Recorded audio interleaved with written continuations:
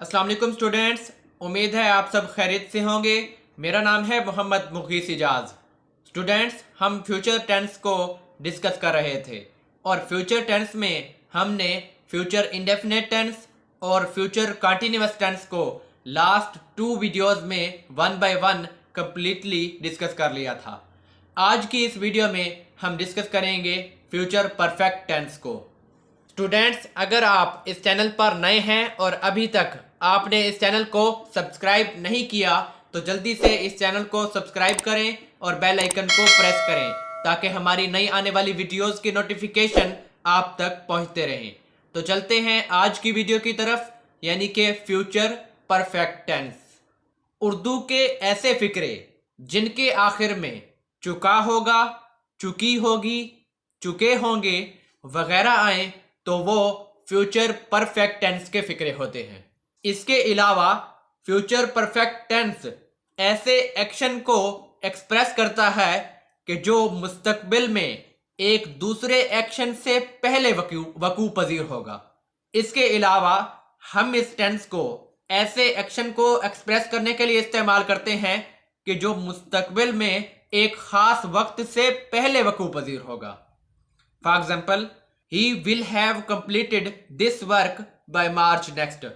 वो आने वाले मार्च तक इस काम को मुकम्मल कर लेगा। अब यहाँ इस सेंटेंस में एक खास वक्त का जिक्र किया गया है और वो है आने वाले मार्च तक, यानी कि बाय मार्च नेक्स्ट। ये सेंटेंस ऐसे एक्शन को एक्सप्रेस कर रहा है जो कि मुस्तकबिल में एक खास वक्त यानी कि बाय मार्च नेक्स्ट से पहले वकू पजीर होगा। इसके अलावा स्टूडेंट्स, हम इस टेंस में बाय द टाइम को as a signal word use करते हैं। अब हम बढ़ते हैं फॉर्म ऑफ वर्ब की तरफ। स्टूडेंट्स, फ्यूचर परफेक्ट टेंस में हम वर्ब की थर्ड फॉर्म का इस्तेमाल करते हैं। For example, he will have gone for a trip. वो सफ़र के लिए जा चुका होगा। अब इस सेंटेंस में हमने वर्ब की थर्ड फॉर्म गॉन का इस्तेमाल किया है। इसी तरह दूसरी एग्जांपल है, I shall have performed well in the match. मैं मैच में अच्छा परफॉर्म कर चुका होगा।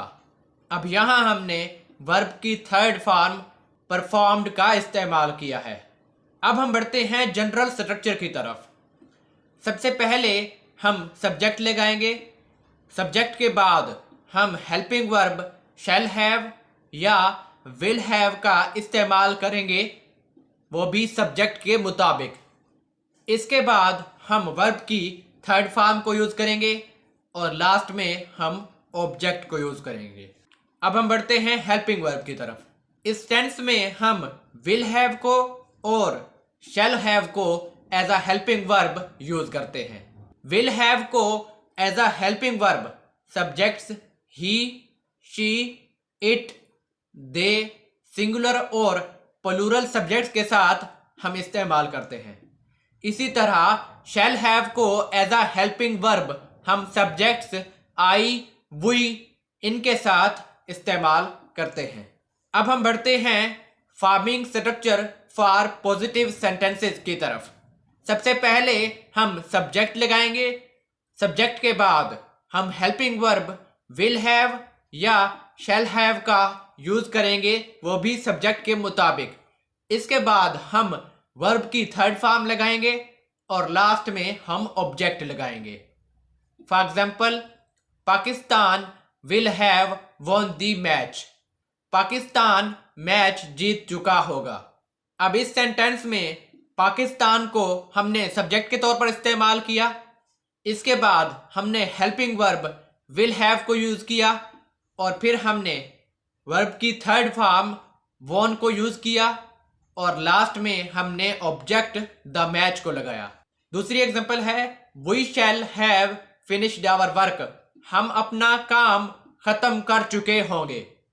अब यहाँ हमने वी को एज अ सब्जेक्ट यूज किया, शैल हैव को as a helping verb use किया, फिनिश्ड को हमने वर्ब की थर्ड फॉर्म के तौर पर यूज किया और लास्ट में हमने ऑब्जेक्ट आवर वर्क को लगाया। अब हम बढ़ते हैं forming structure for negative sentences की तरफ। सबसे पहले हम सब्जेक्ट लगाएंगे। सब्जेक्ट के बाद हम हेल्पिंग वर्ब विल या शैल को यूज़ करेंगे, वो भी सब्जेक्ट के मुताबिक। इसके बाद हम नॉट को यूज़ करेंगे और नॉट के बाद हम हेल्पिंग वर्ब हैव का इस्तेमाल करेंगे और फिर इसके बाद हम वर्ब की थर्ड फॉर्म को यूज़ करेंगे और लास्ट में हम ऑब्जेक्ट लगाएंगे। For example, he will not have told a lie, वो झूठ नहीं बोल चुका होगा। दूसरी एग्जाम्पल है, he will not have returned my book, वो मेरी किताब वापस नहीं कर चुका होगा। Our team will not have won the match, हमारी टीम मैच नहीं जीत चुकी होगी। We shall not have wasted our time, हम अपना वक्त ज़ाया नहीं कर चुके होंगे। You will not have finished your work, तुम अपना काम ख़त्म नहीं कर चुके होगे। अब इन सभी सेंटेंसेस में हमने ऊपर दिए गए स्ट्रक्चर को फॉलो किया है। स्टूडेंट्स, नॉट के बारे में नोट कर लें कि नॉट को हम हमेशा पहले हेल्पिंग वर्ब के बाद प्लेस करते हैं। अब यहाँ इन पांचों सेंटेंसेस में मैंने पहले हेल्पिंग वर्ब के बाद नॉट को प्लेस किया है। पहले सेंटेंस को ही देख लें, he will not have told a lie. अब यहाँ इस सेंटेंस में पहला हेल्पिंग वर्ब कौन सा है? विल है, और हमने नॉट का इस्तेमाल कहाँ किया है? विल के बाद किया है, यानी कि पहले हेल्पिंग वर्ब के बाद किया है। अब हम बढ़ते हैं forming structure for interrogative sentences की तरफ। सबसे पहले हम विल को यूज करेंगे या शैल को, वो भी नेक्स्ट आने वाले सब्जेक्ट के मुताबिक। इसके बाद हम सब्जेक्ट लगाएंगे। सब्जेक्ट के बाद हम हेल्पिंग वर्ब हैव को यूज करेंगे और हैव को यूज करने के बाद हम वर्ब की थर्ड फॉर्म को यूज करेंगे और लास्ट में हम ऑब्जेक्ट लगाएंगे। For example, will you have done your work, क्या तुम अपना काम मुकम्मल कर चुके होगे। Shall we have wasted our time, क्या हम अपना वक्त ज़ाया कर चुके होंगे। तीसरी एग्जाम्पल है, will he have done his homework, क्या वो अपने घर का काम कर चुका होगा। चौथी एग्जाम्पल है, will you have deceived him, क्या तुम उसे धोखा दे चुके होगे। इसी तरह पांचवी एग्जाम्पल है, will she have worked hard in the exam, क्या वो इम्तिहान में सख्त मेहनत कर चुकी होगी। अब इन सभी सेंटेंसेस में हमने ऊपर दिए गए स्ट्रक्चर को फॉलो किया है। पांचवें सेंटेंस को देखें। सबसे पहले हमने क्या किया है? हेल्पिंग वर्ब विल का इस्तेमाल किया है। इसके बाद हमने सब्जेक्ट शी का इस्तेमाल किया है और फिर हमने हेल्पिंग वर्ब हैव को यूज किया है। हैव को यूज करने के बाद हमने वर्ब की थर्ड फॉर्म को यूज किया है और लास्ट में हमने ऑब्जेक्ट द एग्जाम को यूज किया है और क्वेश्चन मार्क को यूज किया है। स्टूडेंट्स, एक और बात नोट कर लें कि हम किस तरह पॉजिटिव सेंटेंस को इंट्रोगेटिव सेंटेंस में कन्वर्ट कर सकते हैं।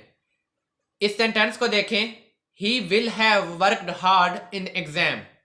अब यहाँ हमें करना क्या होगा कि हम विल को ही की जगह पर लेके जाएंगे और ही को विल की जगह पर लेके जाएंगे तो हमारा पॉजिटिव सेंटेंस इंट्रोगेटिव सेंटेंस में कन्वर्ट हो जाएगा। हमारा सेंटेंस बनेगा, will he have worked hard in exams, और लास्ट में हम क्वेश्चन मार्क भी लगाएंगे फुल स्टॉप के बजाय। अब हम बढ़ते हैं प्रैक्टिस एक्सरसाइज की तरफ। जो बातें मैंने बताई हैं, अगर आपको वो चीज़ें समझ आ गई हैं तो हम इस प्रैक्टिस एक्सरसाइज को आसानी से हल कर लेंगे। सबसे पहली एग्जांपल है, he will has taken breakfast. Students, future perfect tense में हम हेल्पिंग वर्ब विल हैव या शैल हैव का इस्तेमाल करते हैं, ना कि विल हैज या शैल हैज का। इसलिए हम हैज को चेंज कर देंगे हैव के साथ। हमारा करेक्ट सेंटेंस होगा, he will have taken breakfast. दूसरी एग्जांपल है, we shall have not changed the house. Students, हमने पहले ही पढ़ लिया है कि नॉट का इस्तेमाल हम पहले हेल्पिंग वर्ब के बाद करेंगे। अब यहाँ इस सेंटेंस में पहला हेल्पिंग वर्ब कौन सा है? शैल है, इसलिए हम नॉट को शैल के बाद इस्तेमाल करेंगे। यहाँ हम क्या करेंगे कि नॉट को हम हैव की जगह पर लेके जाएंगे और हैव को नॉट की जगह पर लेके जाएंगे। हमारा सेंटेंस बनेगा we shall not have changed the house. तीसरी एग्जांपल है they will have completing their work by next week.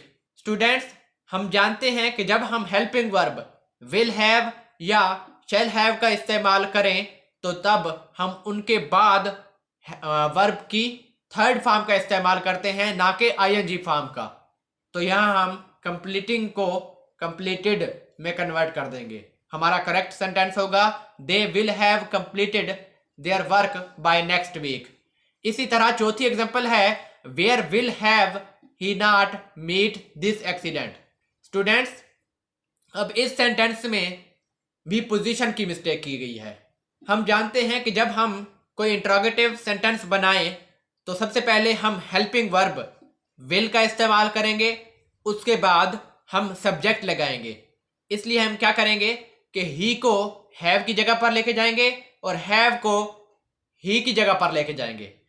इसके अलावा एक और बात नोट कर लें कि नॉट का इस्तेमाल ऐसे सेंटेंसेस में अगर करना हो तो हम क्या करेंगे, सबसे पहले हम देखेंगे पहले हेल्पिंग वर्ब को। अगर पहले हेल्पिंग वर्ब के बाद कोई सब्जेक्ट मौजूद है, जैसा कि यहाँ विल के बाद ही एज अ सब्जेक्ट मौजूद है, तो यहाँ हम क्या करेंगे, यहाँ हम ये करेंगे कि पहले हेल्पिंग वर्ब के बाद आने वाले सब्जेक्ट के भी बाद हम नॉट का इस्तेमाल करेंगे। इसके अलावा इस सेंटेंस में वर्ब की फर्स्ट फॉर्म का इस्तेमाल किया गया है, जबकि यहाँ क्या करना चाहिए था, वर्ब की थर्ड फॉर्म का इस्तेमाल करना था। तो यहाँ हम मीट को चेंज कर देंगे मैट के साथ।